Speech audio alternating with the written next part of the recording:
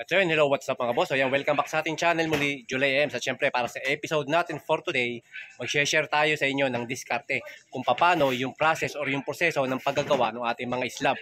So bali sa video na to, gagawin natin part by part lang tayo or episode by episode kasi magiging sobrang haba ng video natin kapag inumpisahan ko mula sa umpisa hanggang sa pag-slab.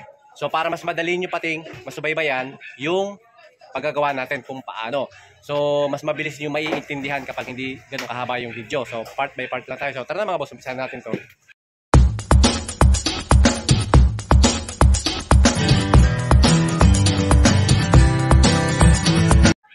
At so yun mga bossing, ito na nga, nandito na nga tayo sa pag-i-slab. Paggagawa ng ating concrete slab. Or yung nandito tayo sa second floor na. So ngayon, siyempre, bibigyan ulit natin kayo ng idea kung paano nga ba yung ginagawa, yung idea or kung paano yung mga sukat-sukat, mga elevation, kung saan nanggagaling, nang sa ganon, malaman ninyo, no, mga bossing, lalo na, especially yung mga beginners natin sa construction na gustong magkarpintero or ikaw ay mason, mga bossing, magagawa mo to, basta manood ka lang dito sa video natin, makinig ka lang mabuti, at masusundan mo na to. Okay? So ngayon, bago tayo gumawa ng slab, syempre meron tayong mga columns na nakaprepare. So yan, nakikita nyo, may mga poste na tayo. Pasensya na kayo mga boss ha, medyo masikip yung ating ginagawan dito sa ating Pilcoa project dahil merong existing na bahay na nakatayo dito at giniba. So kaya ganito yung itsura. Talagang mahirap yung aming kondisyon dito. So ganun pa man, carry pa naman mga bossing, okay? So yun, may mga poste na tayo dyan at dito. So hindi kasi tayo pwedeng magsagawa or magbuhos ng slab pag wala tayong mga concrete columns bilang support. Siyempre baka bumagsak yung ating slab bigla-bigla. Okay? So ngayon, nakatayo na yung poste. Shortcut na tayo. Once na nakatayo na yung mga poste natin, so nakikita na ninyo, biga muna yung gagawin natin. May rebars na tayo.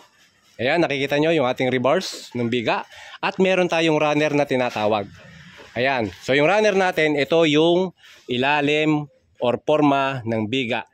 So ngayon, ang next step natin, so para makuha natin yung pwesto ng runner, ito kasi yung importante dyan, yung level height ng runner, kung paano yan ginagawa, no? So ngayon, sukat muna kayo, kinakailangan alam nyo yung height ng slab natin.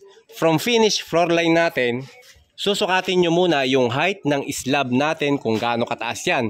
So meron tayong slab na 3 meters as standard slab at meron din naman tayong mga 3.2, 3.4, etc. So gaya na sabi ko, importante, kunin nyo muna yung height ng slab kung gaano siya kataas galing sa finish floor line or sa ating flooring. Kahit rough pa lang yan, walang problema. Doon sa elevation, okay? Kapag nakuha nyo na yung height, next step na gagawin ninyo, susukatin nyo muna yung mga biga kung gaano kalalaki. Ayan. So ito, yung height ng biga na to, kung gaano yan kalaki, kailangan masukat natin. For example, itong ginagawa namin is 40 cm ang lapad or yung laki ng biga namin. So ngayon, bali galing sa finish top ng slab natin, susukat tayo ng 40 cm, bababa tayo ng 40 cm. And then ngayon, yung 40 cm, ito na yon, yung top ng ating runner. Okay? So ngayon naman, hindi pa dyan nagtatapos. Ito, kinakailangan meron tayong sepo. Pag gagawa ng runner ng beam, sa paglalagay ng runner ng beam natin, sepo yung ating unang ginagawa. Ito yon. Yung sepo, ito naman, yung pinapatungan ng ating runner. Okay? So ngayon, kinakailangan alam ninyo or ibabawas ninyo, susukatin ninyo yung runner na magagamit ninyo. Kasi gaya ng ginagamit namin, meron kaming tubular na 2x2. So ito ay 2 inches, 5 cm. And then meron kaming 3/4 plywood which is 1.5 cm ang sukat nito. Wala na kasi siya sa standard. So sa makatuwid, meron tayong 6.5 cm in total kasama yung plywood plus tubular.